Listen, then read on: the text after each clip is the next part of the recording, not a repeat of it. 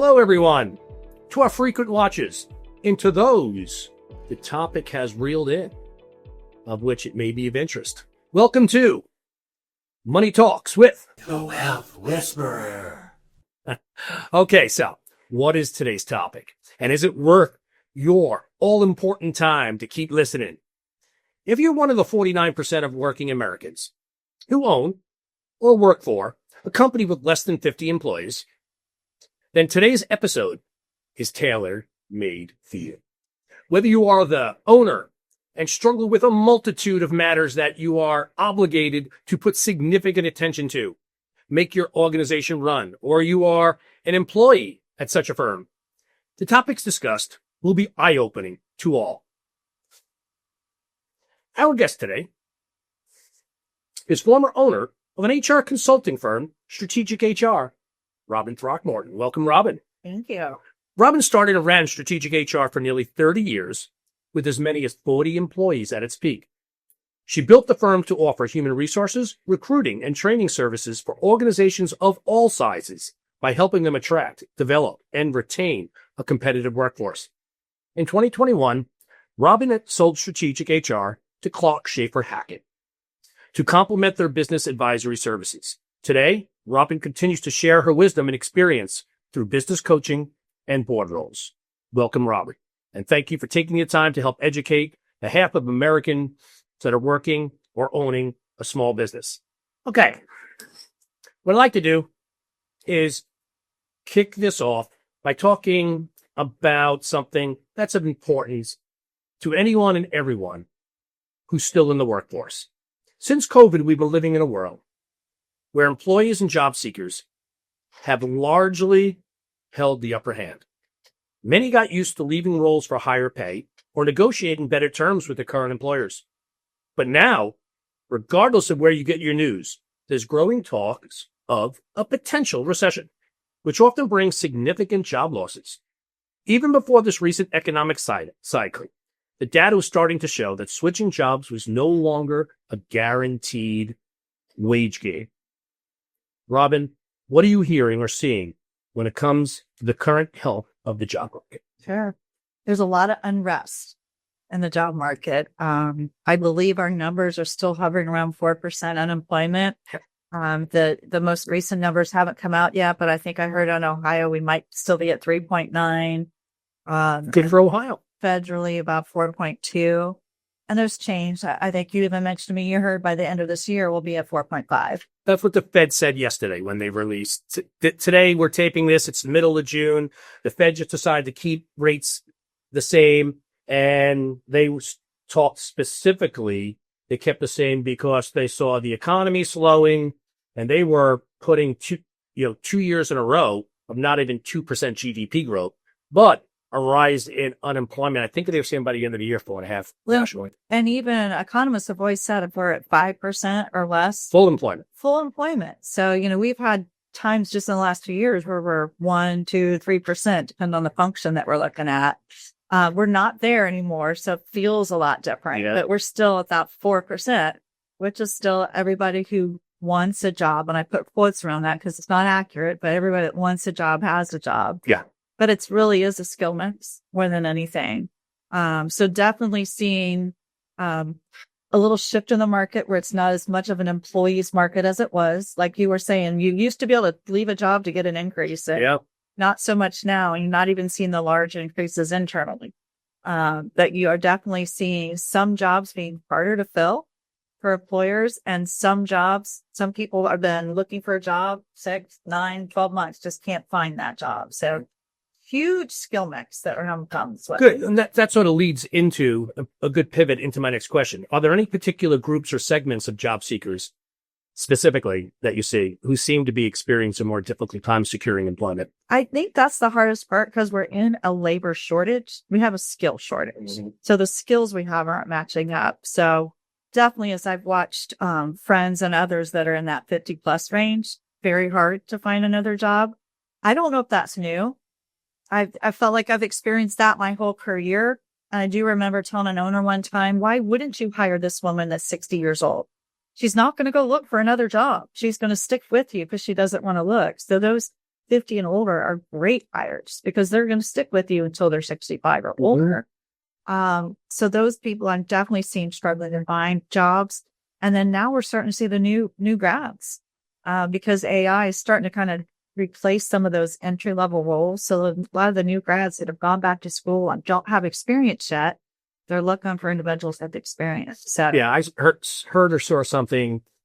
It's a little while now. It's got to be 3 to 6 months since I saw it. This was like the first year in decades or ever where the graduating seniors from college, on average, were going to make less than those that graduated the year prior. really, that is an anomaly because usually you just see it continue to escalate up there. I keep teasing people with what I need out of school and they're like, what? Yeah.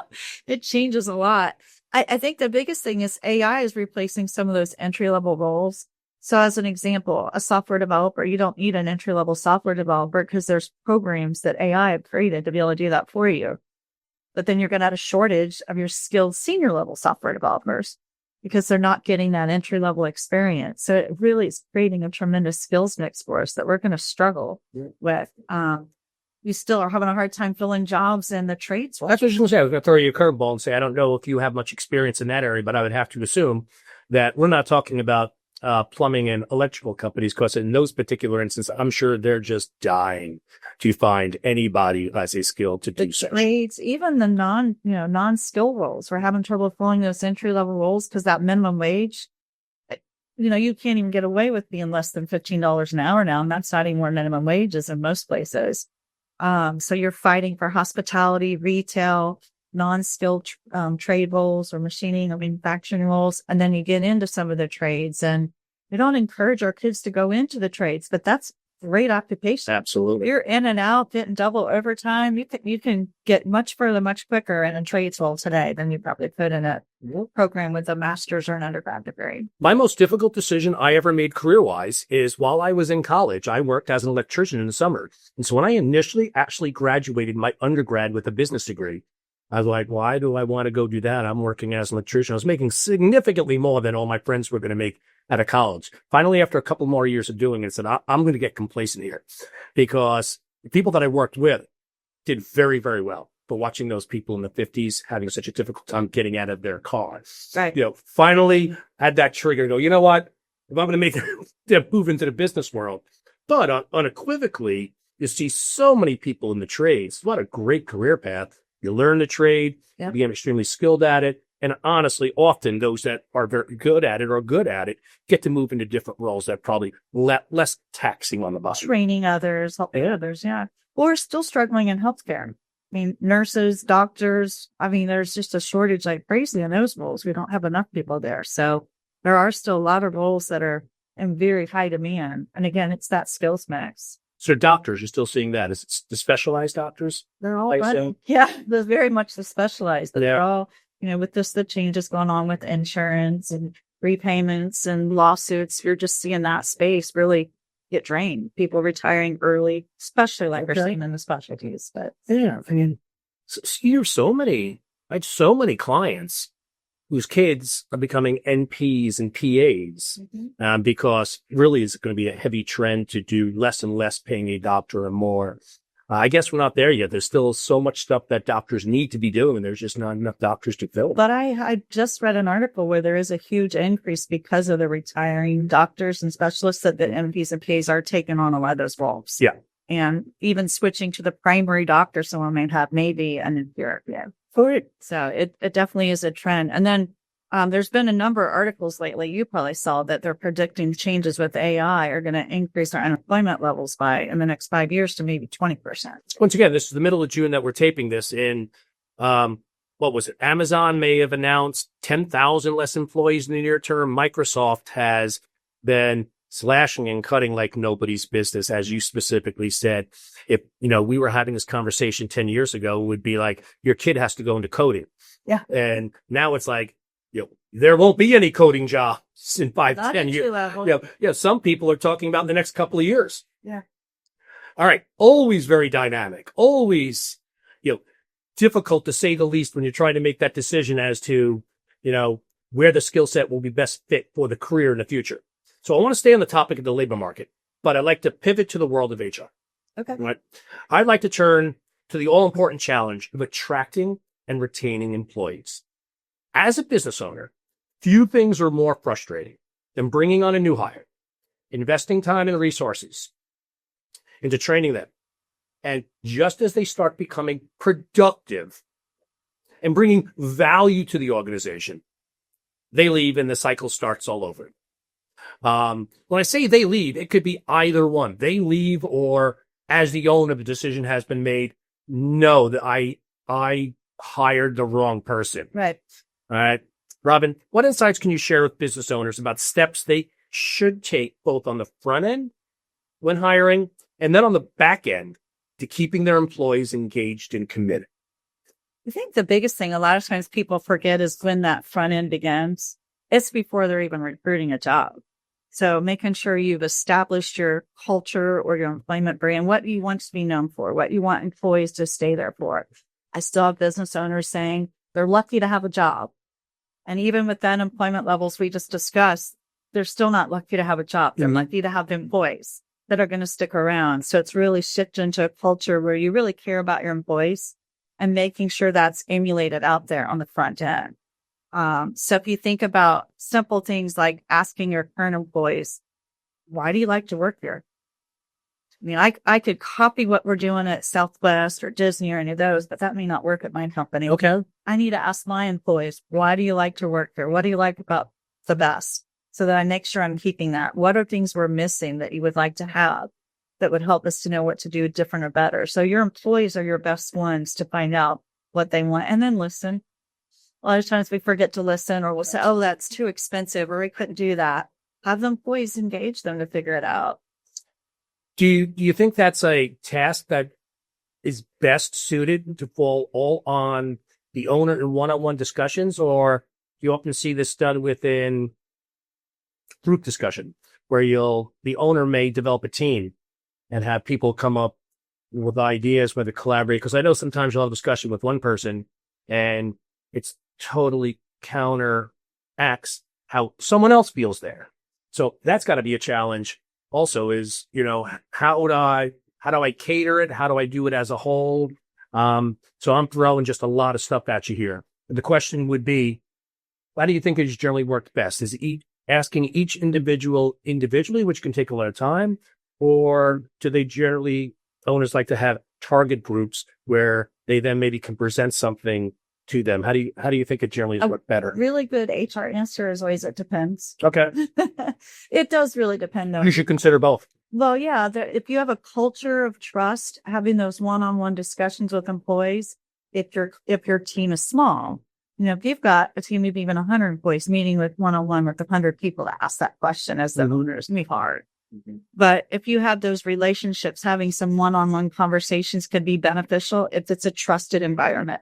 If you're at all unsure, engaging a team or engaging a third party to ask the questions can help you, because then you get people being more open and they can handle that. Well, I like this, but I hate that. Okay. You get that balance. So if you get into being a larger organization, it needs to be a team, or it needs to be someone dedicated to it. So it's not just on that owner's feet or owner's plate.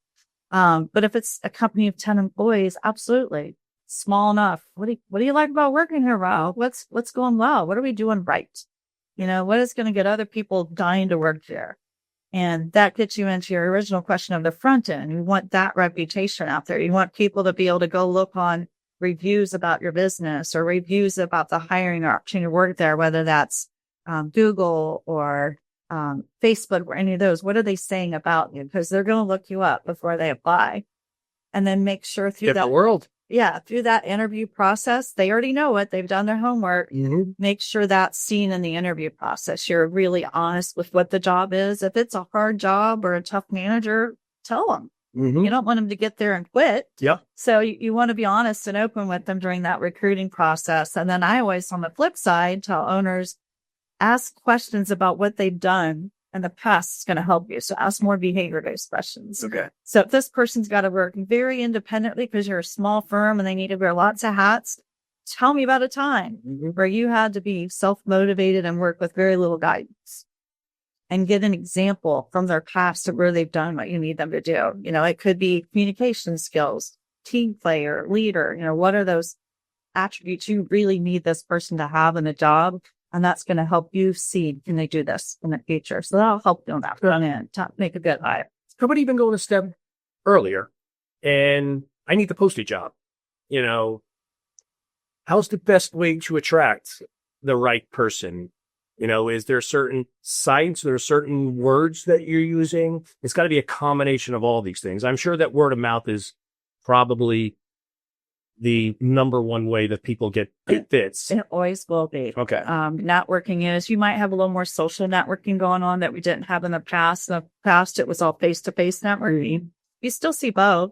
And again, you want to hire all ages. But it definitely, you need to get the word out there more than anything. But using your social media. So posting the job on LinkedIn, Facebook, if it's more of a trades or an hourly role.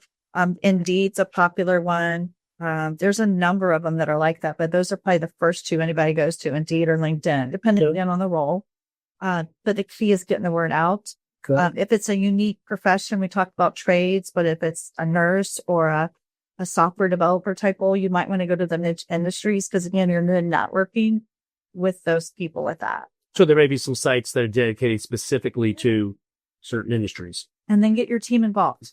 Okay. So you might post the job, let's say on LinkedIn, and then everybody on your team needs to be sharing it with people they know, sharing it on their page, getting the word out.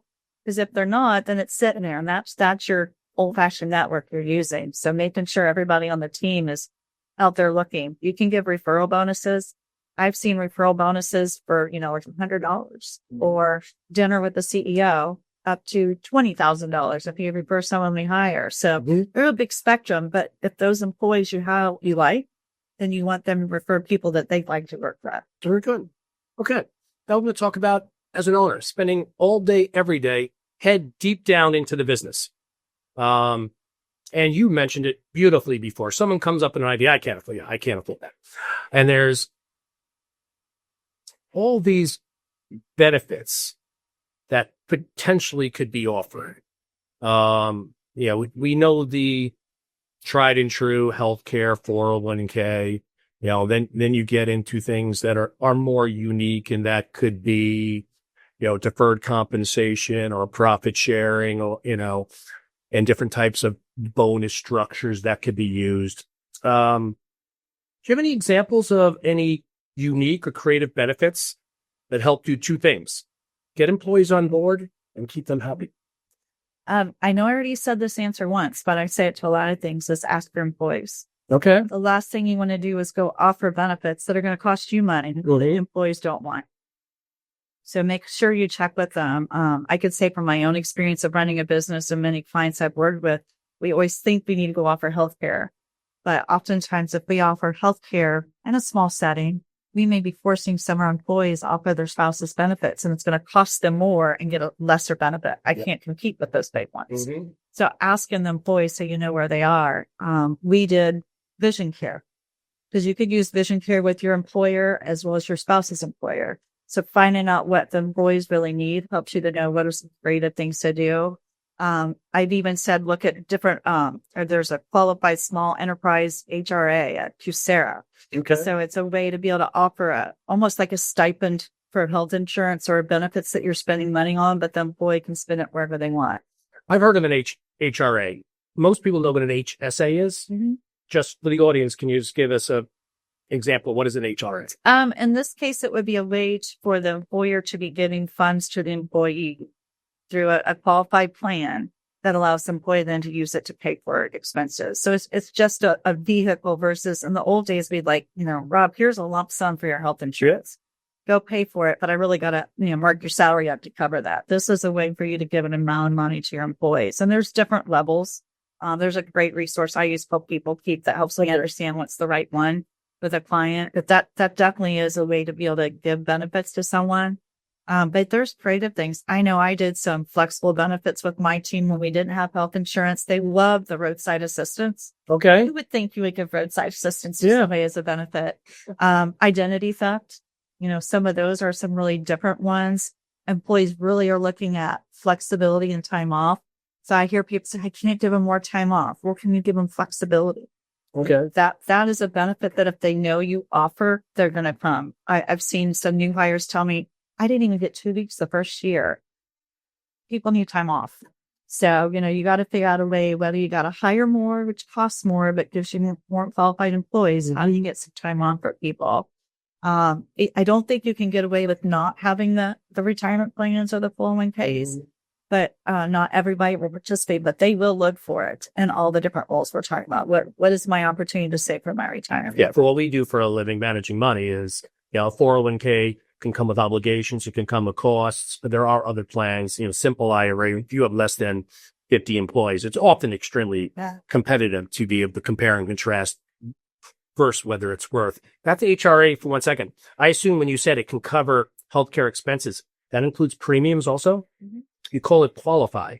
What's making it qualify? It just means you can, all it simply means is you're funding it and it's a business expense. Correct. So rather than having to do it through a bonus or having to do it through a salary increase, it's just I can make a qualified contribution, which allow me as the employer to call it a business expense.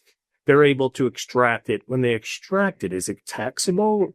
Do you know? For the employee? Yeah, do you know? I believe the answer is no. Again, I'm not the That's benefits. yeah, that's something we're definitely gonna have to look at. That's awesome. I'll drop the people keep work because it has 3 or 4 different options and gives you details of the pros and cons. And if you're a business owner and want to have this for you, are you allowed to? So there's different stipulations in all of them, and it depends on the size of the business, that type of thing. Elliot, if you'll have somebody go look that up before this is over, that'd be fantastic. I'd love to know. Either way, it's absolutely something you should consider, because I could think specifically to my company. That's exactly why we don't offer healthcare. Because I had 2 separate employees that would be significantly worse off if I offered. And these were key employees. Yeah. So then, of course, I'm trying to help the others. Right. And what you're speaking to is just Well, for very just other perks, just be creative. That's why I said talk to employees. I know I had one client say, I don't want to ask. I don't know what they'll say. The boys came back and said, don't take away the popcorn in our red room, the radio on the shop floor. It could be, can we have a gym membership? There's a new class out there that gives you access to different gyms. What will the employees you have want? Are they a sandwich generation? So they need help caring for their parents and caring for their children? Are they younger and they're looking for, I don't need those perks. Those are for the older people. okay. So you really need to dial into your employees and what they want and need, and don't assume it's a traditional benefit. I think a lot of times in our mind, we go to health insurance. There's just different things you can offer, and some of them don't even cost anything and get people pretty excited. Very cool. Thank you. All right. So the next question, honestly, we'd already spoken to it. So I'm moving on. Of all the things we have spoken to that requires attention, any insights you could provide for business owners as it pertains to such matters as training and development and compliance management? So training and development. Everybody could think back to our younger years, and most people had some level of ambition. They want to become better at what they do, but they also want to be prepared for the next step in their career. Can you tell me a little bit about what owners could be doing from a training and development standpoint to once again engage and involve? Yeah.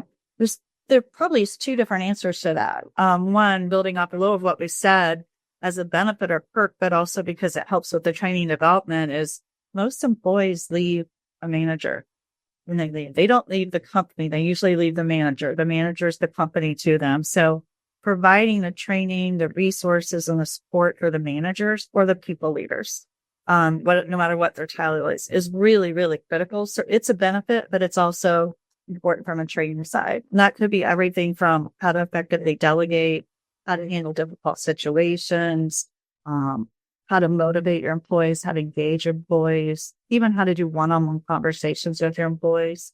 Again, if you ask those managers what training have they had, a lot of times we assume they had it. Mm-hmm. They may not have ever had formal training. They just kind of got thrown at it. I've even seen people say, I don't want to be a manager because they don't have the training and they're afraid of it. So being able to find out what are those training skills they need to step into that people management role is important. And we need more of those because we definitely are seeing that with the younger generations. I don't need that extra stress. But training and development, growth and development, still in the top probably 5 needs of any employee. So if they're not a people manager you're training, what are those training and development needs that each employee needs? What do they aspire to get to? Some employers will really focus on what's the next step within the organization Okay. and get the training, the development, the hands-on, the shadowing to give them that move up. Other employers are like, if I grow and develop you personally and professionally, you're more apt to stay. All right. So they won't put boundaries on it that it needs to be the next job. It could be anything. It just is something that you enjoy doing that's going to help grow you personally and professionally. Which leads to something that I've been kicking around in my mind. I generally find myself so encompassed by the business on a day-to-day basis, but I do absolutely, in terms of what we do as an investment management firm, you can imagine from the time that I hire somebody to they're truly providing value to my clients, it's many years. And so obviously training has to be incorporated into at least their every week. I was going to say, now you're into another category of almost that onboarding. A lot of people think that onboarding and orientation is one day. It could be 30 days. It could be 90 days. It could be a couple of years as you build someone into the role that you need them to be. And so training, I guess, is if you're an employer or an employee, say you're an employee with a lot of initiative, how much time is maybe appropriate? Because it depends is the answer. Yeah. Of course, I know that's the answer. I know that's the answer, but I would guess that as an employee, this is just as important. That is, if you're not being offered it, then maybe you should be asking that a certain amount of time that you're being paid is also allowing you to build skill sets outside of your current day-to-day tasks. It makes you more productive for the employer. And again, it's an investment the employer's putting in you, so you're more apt to stay. I know people get worried if I do this, they're going to leave and take the skill. They might, but if you're ensuring a culture where people love it there, they don't want to go somewhere else. The number is a hard one to pin down. I've seen some businesses that say we'll have 40 hours. I mean, I've heard that number a number of times, 40 hours of training time for the year. Okay. I have one client that did every Tuesday was a training day. So you're really doing something for training on that day, whether it was online, a training program. Others, their expectation is you're doing it, but it might be outside of the 40-hour work week. And again, some employers aren't offering it at all. So you will stand out by taking the time, again, in your one-on-one. Rob, what are some things you want to learn or grow or develop or get experience with in the next 3 months, 6 months, 9 months, a year? Those conversations and then helping them get that is going to help you as a business owner and a manager. So finding out what that is. So one employee, it might be, I'm so busy in my job and I know my job, I don't need anything. The next one might be, I want to be in that role. What do I need to do? Okay. So it's really going to be tailoring almost a career plan to each individual employee, which is harder, but it also, again, creates an individual plan, creates the kind of connection and ownership where an employee wants to work there because they feel like you care about them. You're interested in their own personal growth and development. All right. And this is all very, very interesting. Once again, it's allowing me to pull myself out of the everyday and start thinking. It has my mind going 100 miles an hour. I'm very excited about this next topic. And to what I just said, I think far too few owners take the time to step back from the day-to-day to address it until it becomes absolutely necessary. And that's everything HR. For many businesses, it seems there are two main options. Either build and staff a dedicated HR department, or keep most of it on the owner's plate with a few HR tasks given to certain staff members as a secondary role to their day-to-day.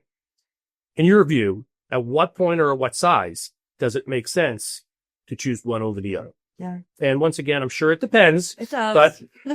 but any insight that you could provide from your experience? The rule of thumb for all the years has always been one full-time dedicated HR person to every 100 employees. It's okay. Today, I'd say that number is less because we need to be more proactive, creating more of an engaging culture and environment and putting a lot more focus on how we're going to train, develop, grow, keep these employees from, like you said, front end before they're here through their whole life cycle. I've typically said at least 1 to 75, but you might even see that number lower. I think the key is getting the right HR person. That person needs to, understand compliance in that space. They need to be empathetic but direct. They need to understand the HR, full knowledge of HR, from benefits to recruiting to comp and all that. A lot of times we might start out putting someone in the role that has zero experience in it. I've seen clients hire that entry level HR thinking, well, this is cheaper. And that person is scared to death and leaves before they even can, or they're going to make mistakes that could be costly to the business. Likewise, you may put someone in the role that, you got delegated that hat. So it can be really challenging, and you actually have other options. I'll always say I was an example again of that owner that, you only could take so much on your plate. You had to learn what to outsource. I didn't outsource HR right away, but I did eventually outsource my own HR to someone on my team. Okay. But IT, why was I the IT person? Why was I the finance person? Why was I the marketing person? All of those different hats. You're going to figure out what is the best use of your skill set and then getting others to do the other things. And HR is one of those. So HR could be your 10 employees. First time you hire an employee, you got an HR issue. Mm-hmm. One employee means you got an HR issue. Decide yourself. So being able to have a resource to tap into for that, to know what you need to do to be effective in getting that person on board and keeping them. Now you have 10 people again. So you got to keep them on board and keep them. So you can have human resource issues.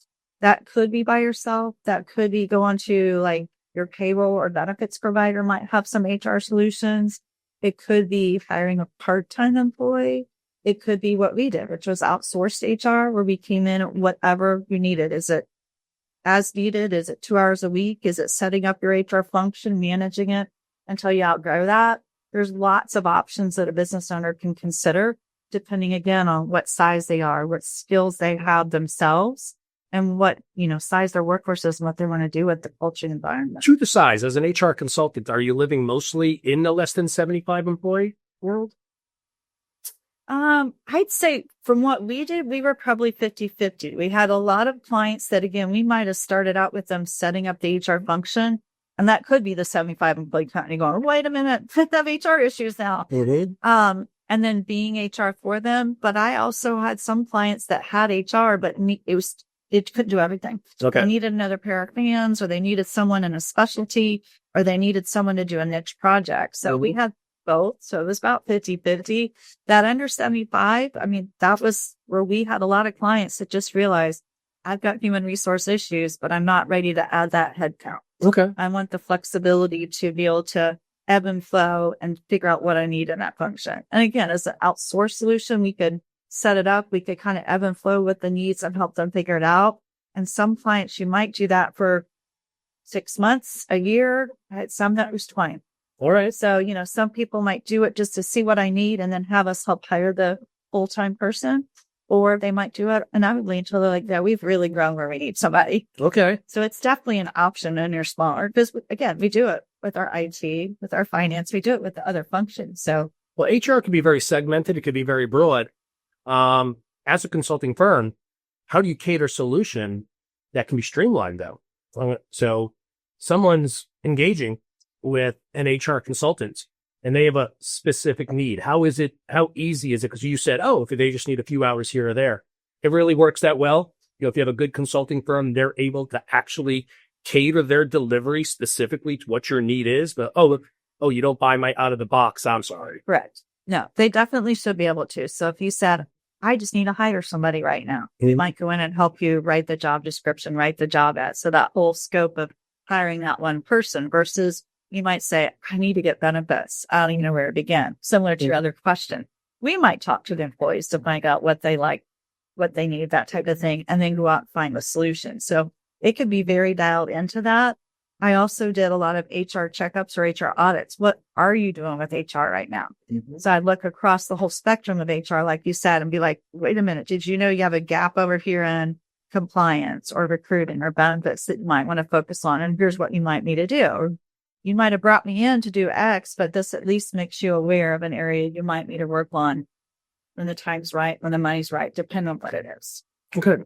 And I'm sure they have all these out of the box offerings from do-it-yourself type of HR solutions, Bamboo, etc. How does that compare and contrast? Say an HR consultant versus, or is that a tool that consultants use, or is that a competition of the HR consultants? Those. I think it's probably yes to all of the above. Okay. It's competition, but I have clients having us use their tools. Oh, okay. So, this is what we subscribe to. Can you be the person that interacts with the broker, with the Bamboo or whatever, so that it's not the owner, takes that off their plate. Others where it's like, well, you don't need that. We can do all that for you. Or, we weren't a payroll provider, but we need to find a payroll or human capital solution for you because the size you've got you, it's going to be better than a spreadsheet. Mm-hmm. So it really does allow you to flex around what the individual organization needs. Yeah. And I think the biggest piece that you lose when you have those do-it-yourself tools, again, is the compliance side. Human resources is not a law firm. You've got to have a partnership with an attorney, but it also is someone that can at least understand compliance for your organization, be able to raise flags of when you might need to get help. Whereas you wouldn't necessarily get that if you were doing it yourself. You wouldn't know until you stepped in it. Mm-hmm. I still have so many stories of clients that would say, I'm going to make my marketing manager a 1099 contractor. Is that okay? They didn't want to hear me say, no, that's not okay. They wanted to hear me say, why shouldn't I do it? What's going to happen if I don't listen to that? Okay. So they oftentimes want to know, what does the law tell me to do? And then what will happen if I don't do it? And you don't necessarily get that if you're online with something. Understood. You get that interpretation that's a lot better. And the first time we're like, you're going into that gray area, you've got to call an attorney now because you want to get ahead of any kind of legal penalty, lawsuit, or anything. So again, HR can help you know when you're stepping across the line and needing that legal help. Okay. Well, the buzzword of the day, artificial intelligence. Oh, Okay. So the world is dynamic. Being a business owner, the world is going to be ever changing. HR is going to change. How is AI and artificial intelligence going to be impacting HR? You have much of a take on the matter? What have you seen so far? I'm sure we all can look out to the future and try to come up with our own thoughts. it's changing so fast. It's hard to even pin it down. If you even thought about a year ago, 2 years ago, where we might have been with AI, we weren't there.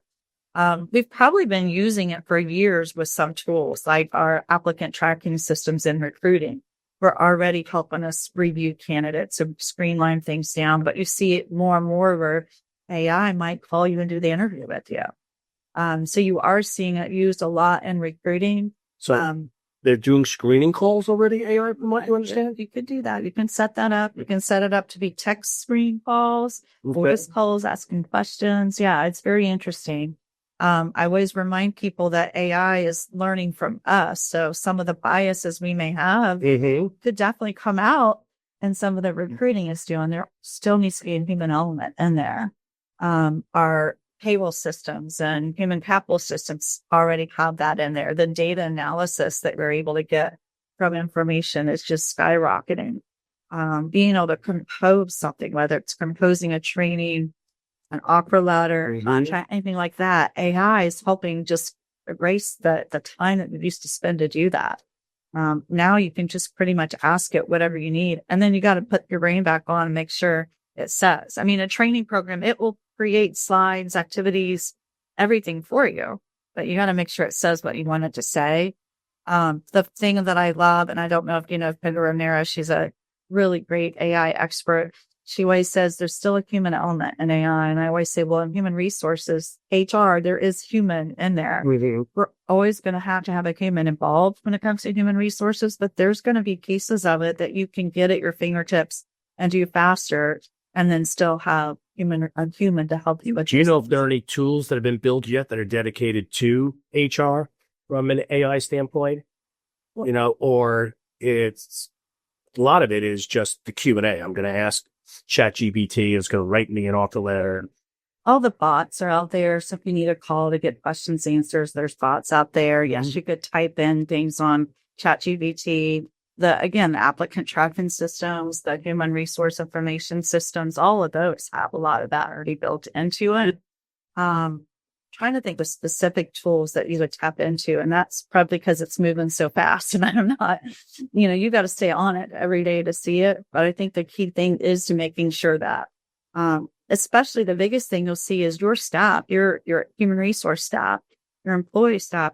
should be getting trained in AI. I still have clients that say, hold on, wait, we're not having that here. Okay. You're going to be behind if you're not embracing that AI is something that's going to help your organization be successful. Since when you say train, AI is not everybody's an expert yet on AI, especially business owners are probably not, because once again, I don't know if it can be. It's just like head down. So how any recommendations on how a small business owner could find? Is it something that you would just literally do a search for AI training?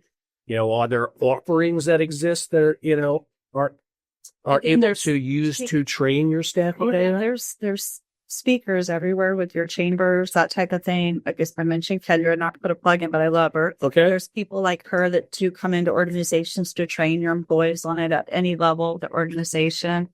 I'm pretty sure like LinkedIn Learning, I know there's AI courses in there. Yes, you could probably just YouTube, because they're a really good YouTube video to help me learn the impact of AI on my fill in the bank job. Awesome. I mean, there's a lot, and probably ask ChatGPT the same thing, and Okay. this whole list spit out to you, but There's the answer. you're not doing it. And I just always remember people saying, what are the things you're doing today that AI might be able to do for you so you can do other things? So it's not replacing your job. It's just helping you be more efficient. Mm-hmm. And it's amazing the things that you can really figure out that it can do for you. That is absolutely awesome. Robin, I, along with all the many folks that may watch this in the future, truly appreciate your invaluable insights and as employers and employee navigate the wonderful world of HR. If you'd like to discuss any of these topics further, please reach out to us here at DLAC or Robin Throckmorton directly. As you can tell, she's just full of information and enlightened us on an incredibly important. So once again, if you're a business owner or you're working for a small business, I think this information was absolutely fantastic to help you either, one, run your business more efficiently, help you attract, retain your staff, keep them engaged. But if you're working at a smaller company, hopefully it gave you a little bit of insight into what the business owners are thinking. Or maybe it gave you ideas on how you can engage with your boss and how they can help you help the organization build its culture, and a culture where people want to work and people want to stay. Robin, thank you once again. Thank you. It's a pleasure. For all podcast-related questions, or if you are a media group and are looking to be on the podcast or would like the Wealth Whisperer on yours, reach out to DLAC Advisors at dlacadvisors.com. Please visit our video description for helpful links. For all questions or inquiries into the services that are provided by DLAC Wealth Advisors, please contact us at elliot.singer@dlacadvisors.com. That's Elliot with 2 T's.